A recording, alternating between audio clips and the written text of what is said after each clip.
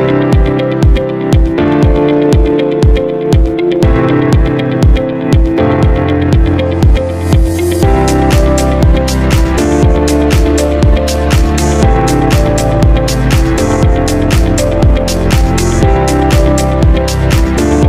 morning everyone and welcome back to my channel. Ito na naman po ang aking bagong collection or pagkakalibangan.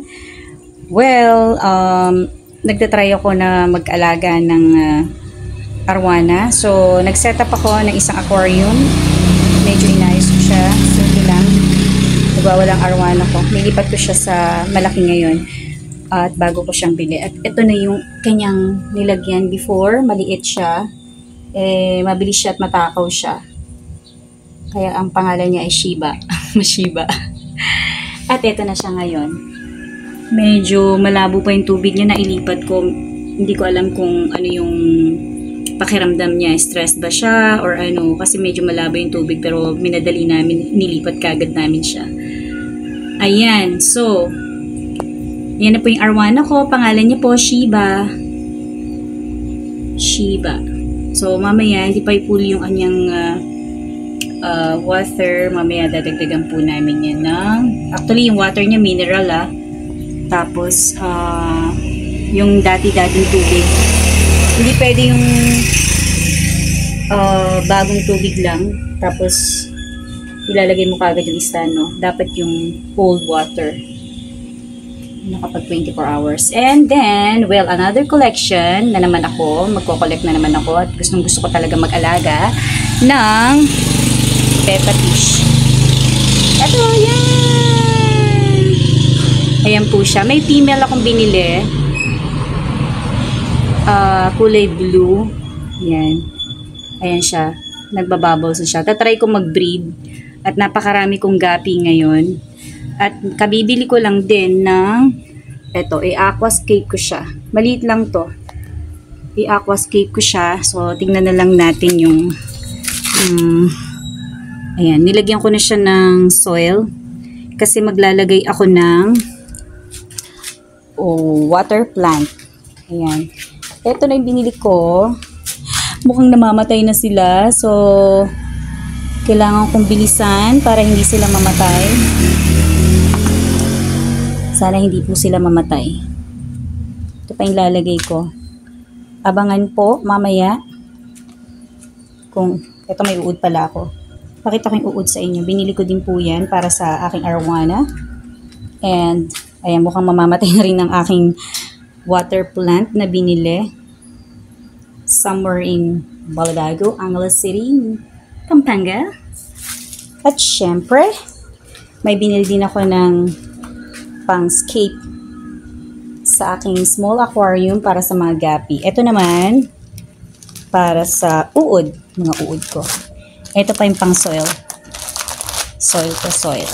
Ayan na, nagmo-moist siya. So, mahal to Mahal yung isang ganyan. Maabot siya ng comment down below kung gusto niyo malaman. So, next video ko, sasabihin ko yung price niya. Anyway, yun na lang. Yun yung paligid ko. So, maganda kasi sa business yung may fish ka. And I really love fish. So, thanks God po. Another blessing po sa akin si Arwana. Ay, ang laki-laki ng galon dito. So, napakalaki po nito. Malabo pa siya. Kaya nilagyan ko na rin siya ng filter doon para mamaya siguro an hour. Malinaw na po siya. Sana hindi po na-stress ang aking Arwana. Ayan. Ganda niya.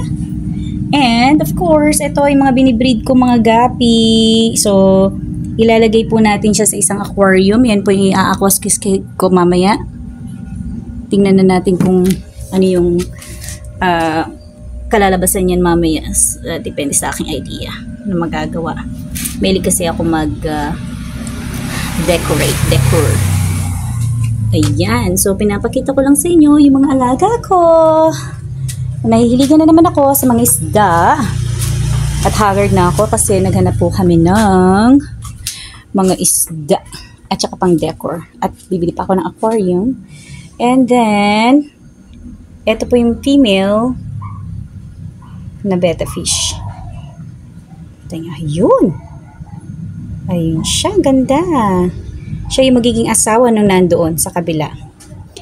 And, meron din po ako ditong mini-breed na gold. Ayun na gold. Ayun, nagtago na siya. Ayun, dalawa lumabas. Ayun.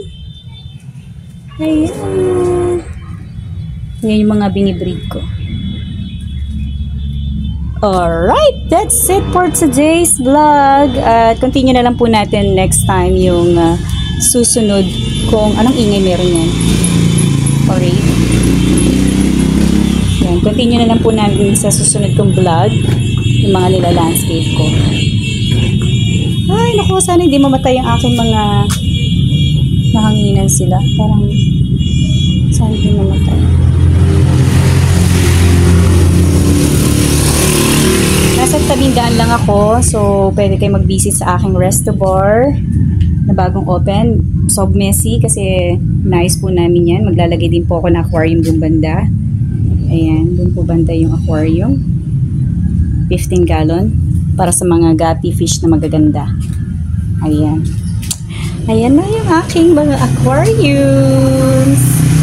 1, 2, 3. So, yung old water, yan po yung minintay namin, nilagay uli namin dyan. So, dahil hindi po siya buo, lalagyan po namin siya ng bago. Ganun po dapat lagi. Yan, advice ko. Yan, arwana namin. Again. Alright, bye! See you again next time.